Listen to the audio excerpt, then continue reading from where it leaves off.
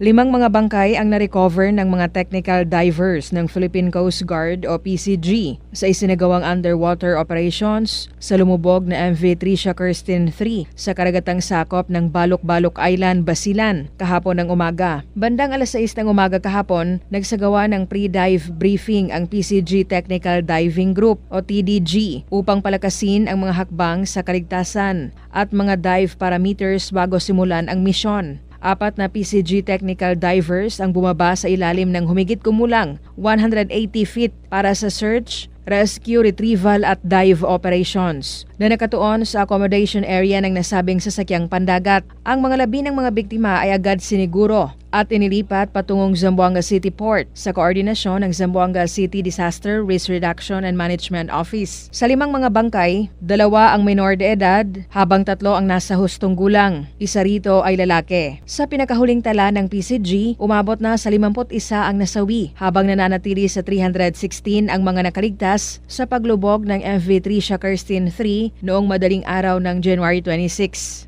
Rufa Mocalid, NDBC, Bida Balita.